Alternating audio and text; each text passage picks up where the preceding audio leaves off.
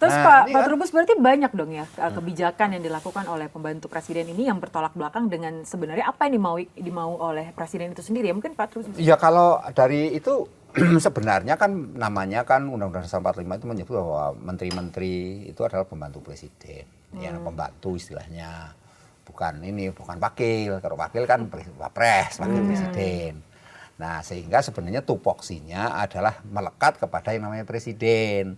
Karena presiden itu urusannya yang banyak kan, kita ini kan negara kita sistem presidensial. Sistem itu artinya presiden jabat sebagai kepala pemerintahan plus sebagai kepala negara gitu. Kalau di negara kan dipisah, ada prime minister, perdana menteri. Kali ini nggak ada di kita. Nah, semua urusan itu diserahkan kepada itu pembantunya. Pembantu itu namanya menteri. Menteri itu berkaitan dengan urusan yang dipegang oleh presiden sebenarnya, tetapi untuk dijalankan adalah seorang menteri. Nah, menteri ini karena jumlahnya banyak, kemudian dibentuklah namanya Menko. Menko ini yang menentukan segala sesuatu sebenarnya sebelum sampai ke presiden. Pak Presiden kan Menko dulu. Tapi Menko di kita kan kebanyakan juga ngopi, duduk, ya sudah. Ya, akhirnya menteri-menteri jalan, Menkonya juga apa yang dikerjakan nggak jelas, sudah. Ini. Kan selalu begitu, sejak zaman Orde Baru begitu Mas. Jadi akhirnya ya udah keberadaan Menko hanya sebagai ini, kalau ada yang Menko punya kuasa besar misalnya, atau ini malah menjadi orang kedua seperti dulu Pak Luhut. Coba kita tanya Wali. Wali, masa nggak ada sih menteri yang mau bekerja sama dan langsung mendengarkan keluh kesah dari Walhi sendiri soal lingkungan? Iya, sampai sekarang belum ada Mbak, itu faktanya gitu ya. Nah, tadi menarik tuh pertanyaan, apakah pembantu presiden ini menjalankan maunya presiden atau enggak? Gitu benar, ya? kebijakan-kebijakannya. Iya, kebijakan-kebijakannya. Cara berpikir saya sederhana aja ya Mbak ya. Kalau misalnya dia pembantunya itu enggak jalanin ya kebijakan-kebijakannya dan arah yang diberikan oleh presiden, harusnya dipecat dong ya, di reshuffle ya, gitu. Nah, nggak tahu nih, abis ini apakah ada yang di reshuffle atau enggak. Tapi selama nggak di reshuffle gitu ya, berarti ngejalanin dong sesuai dengan maksudnya presiden. Gitu. Itu kan ya bisa dibaca sendiri lah. Itu makanya tadi saya tertarik dengan itu. Feeling saya akan ada reshuffle Pak Trubus. Oh iya, Kalau Pak Trubus akan ada ya? Akan ada dalam waktu dekat ini akan ada beberapa. Wah, ngeri Pak Trubus. Siap-siap breaking news. Siap-siap nih. nih. Itu akan menjadi seru kan, karena gimana pun juga perubahan. Kedepannya banyak situasi yang memang harus dibenahi memang. Sampai bencana alam, ada persoalan berkaitan hutang negara, berkaitan dengan persoalan-persoalan yang tata kelola soal negara. Ini termasuk salah satu bencana yang cukup besar juga ya Pak ya. Per hari ini Kamis ini sudah ada 700 yang meninggal dunia dan masih 600 orang lebih yang hilang begitu ya. Benar-benar. Itu artinya juga termasuk yang besar. Dianggap besar, kalau itu dianggap fenomena gunung es gimana? Iya, artinya lebih banyak yang belum kelihatan. Sungguhnya belum kelihatan masih banyak. Karena tadi akses kan masih banyak daerah-daerah yang belum lagi yang kondisinya nggak ada makanan, nggak ada obat-obatan, ujung-ujungnya meninggal. Atau mereka yang tadi kondisinya tertimbun karena nggak punya alat berat untuk ngangkat kan nggak bisa ngitung. Sementara di situ ada beberapa keluarga kita nggak tahu.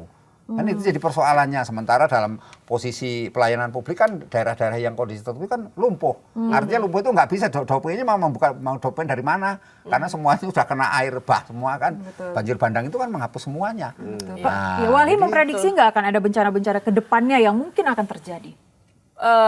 Prediksi kami ya Mbak, dengan tadi ya Mbak melihat masifnya izin di wilayah-wilayah genting dan penting tadi gitu ya, apalagi misalnya target pertumbuhan 8% ya, kita tahu ekonomi pertumbuhan ini kan juga menjadi salah satu akar ya yang membuat ekstraktivisme itu masif karena tumpuan utama ekonomi kita adalah ekstraktivisme gitu. Jadi untuk logika dasarnya untuk mengejar pertumbuhan itu kan konsumsinya dinaikin ya kan, sehingga produksinya naik gitu. Nah, untuk menaikkan produksi maka pembesaran ekstraksi bahan baku material itu juga menjadi besar gitu. Maka diikuti dengan pemberian izin dalam skala yang masif gitu ya. Nah, kalau izinnya masif maka semakin banyak sebenarnya wilayah-wilayah kita akan dikorbankan. Zona-zona pengorbanan itu akan semakin banyak gitu ya, dan tentunya di tengah itu akan jauh lebih banyak bencana yang akan datang. Jadi sebenarnya kalau kita masih fokus ya, hanya berfokus pada ekonomi pertumbuhan, apalagi targetnya 8%, maka sebenarnya negara ini sedang mengarah pada tadi kondisi bencana yang semakin besar dan semakin masif gitu. Tentunya sebenarnya ini kita nggak mau ya Mbak ini, kita nggak mau negara kita berada pada kondisi yang terus memburuk, bahkan mungkin semakin memburuk ke depan. Maka menurut saya adalah kritis terhadap kebijakan tuh menjadi hal yang penting gitu. Saya percaya masyarakat kita itu cerdas gitu ya, tapi saya mengajak untuk kita tetap selalu kritis gitu. Jangan lagi kau pilih ya pemimpin daerah, kepala daerah gitu ya, dan ya kepala negara gitu ya, atau kemudian ya presiden baik di nasional maupun di daerah gitu ya, yang itu memberikan lebih banyak hal yang mudarat lewat kebijakan-kebijakannya. Kita harus menghukum sebenarnya orang-orang yang mementingkan kepentingan investasi atau kepentingan korporasi di atas keselamatan rakyat gitu. Pak Trubus, ada nggak, terakhir dari saya ya, Kedinginan ya. kepala daerah yang ketika debat, kampanye, kayaknya nggak ada yang tiba-tiba ngomongin lingkungan. Jarang. Sepahaman saya dulu di Jakarta saja berapa kali kampanye itu menyinggung masalah lingkungan itu hanya kaitannya dengan banjir doang. Kalau saya jadi ini maka banjir bisa saya tangani. Kalau saya jadi presiden soal banjir itu gampang.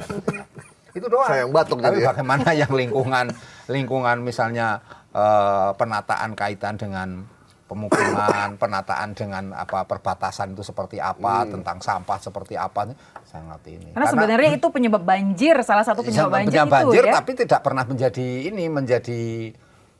menjadi perhatian, menjadi fokus dari suatu kebijakan nantinya. Ada nggak kepala daerah yang berani ya? Kalau saya jadi kepala daerah, saya akan moratorium tambang sementara waktu. Saya lihat izinnya, tambang-tambang hutan, penebangan hutan, HPH segala macam juga akan saya evaluasi. Saya yakin nggak akan kepilih. Ada yang ngomong begitu. Ada. Nggak mau. Pernah ada yang ngomong begitu. di Sulawesi Tengah itu jadi teman kita lah ya. Dia di satu kabupaten dia sama sekali emang nggak mengeluarkan izin pada saat dia memimpin. Tapi kan ini persoalan orangnya orang baik, tapi sistemnya buruk gitu kan. Ketika orang baik ini nggak kepilih lagi gitu ya balik lagi lah karena sistemnya buruk. Jadi menurut kami juga memilih orang baik itu juga penting gitu ya, tetapi memperbaiki sistem itu jauh lebih penting gitu. Oke, berarti Anda melihat bahwa sistem Indonesia lah yang harus diperbaiki. Ya. Tuh, Mas Gai. Saya mumet jadi habis ngobrol sama dua orang ini. Tapi banyak loh hal-hal yang bermanfaat yang didapat mulai dari Tadi ngeri-ngeri sedap, ngomongnya itu ngeri-ngeri sedap. Karena apa? Karena kemudian yang muncul itu semuanya jadi bau semua. Gitu. Jadi kita itu mau ngomong ini pada akhirnya, karena kita bicaranya kan bicara data dan fakta. Iya, begitu kita bukan ngomong bicara ini, bukan ngomongin opini, ini, bukan opini kok. Nyangkut ini. Iya. Ngomongin ini, nyangkut ini. Iya. Cuma saya mau tanya Wali Mbak, kita ngomong data deh di Sumatera sendiri lah ya secara spesifik. Sudah berapa persen sih kegundulan hutan yang terjadi jika dibandingkan dengan mungkin 10 tahun belakangan? Kami di tiga provinsi ini ya Mbak ya, kami kemarin menghitung periode 2016 sampai 2024 itu berapa tahun tuh? 2009. 98, 89 ya. 2016 sampai 2024 ada 1,4 juta hektar hutan yang terdeforestasi. Oh my God. 1,4 juta hektar hanya di 3 wilayah itu dan periode waktu 2016-2024. Kalau kita menghitung periode sebelumnya gitu ya dan menambah wilayah-wilayah lain, tentu sebenarnya angka deforestasinya jauh lebih besar. Dan itu semuanya digantikan oleh pertambangan, sawit, sawit, perkebunan. Yang sebagian besar belum tentu legal. Belum tentu legal iya. gitu ya. Ada yang legal, ada yang ilegal. Campur-campur. Gitu ya. Iya, bercampur lah ya. Tapi yang ilegal ini kan juga nggak pernah ditelusuri lebih lanjut ya, Pak. Nggak pernah diinvestigasi, nggak pernah diberikan penegakan Karena hukum. sesungguhnya yang legal itu sesungguhnya ilegal juga. Iya, tadi Masalahnya kita gitu.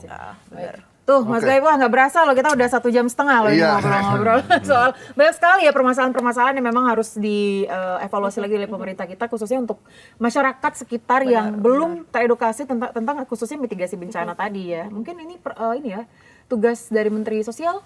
Iya. Iya. Tambang Jaya masyarakat sejahtera gitu. Tambahin dong ujungnya bercanda.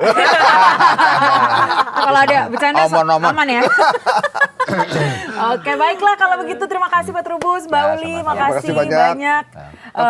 Tetap semangat. Ya semangat, kita Ya. optimis dong, Semangat. optimis. Tetap optimis. Artinya segala kekurangan yang kita bicarakan sesungguhnya adalah untuk memperbaiki yang akan datang. Benar. Kita gimana pun juga akan menantang menyongsong Indonesia yang lebih baik. Apa yang terjadi sekarang dan masa lalu itulah bagian dari pembelajaran kita yang akan Saya datang. kemarin Baik. lihat di Al Jazeera, mereka ngambil dari atas gitu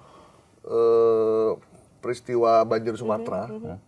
Itu kita, ya ampun di Indonesia itu udah mendunia gitu loh, maksudnya. Iya memang. Udah seperti kita ngelihat berita di negara lain Negara gitu kan. lain, Saya ya. bilang, aduh ya sedih banget ya. Maksudnya itu kejadian di negara kita gitu. Ada satu wilayah yang habis. Beberapa minggu yang lalu Vietnam ya kejadian, terus kemudian pindah ke Indonesia. Kita kita turut Thailand, berduka lah ya Thailand. dengan apa yang terjadi di Indonesia khususnya. Itu cukup banyak ya. Dan bantuan Belum tahu. kalau bisa cepat sebenarnya. Bantuan di- cepat, kita Jadi berharap kemanusiaan tuh di atas segalanya. kemanusiaan di atas. Karena nyawa itu berharga sekali. Jadi itu nyawa yang diberikan itu nyawa. Jadi bukan persoalan mau penetapan status apapun itu yang penting itu adalah nyawa. Itu Nyawanya harus dulu ya. diselamatkan dulu yang utamakan itu. Betul sekali. Baiklah. Oke.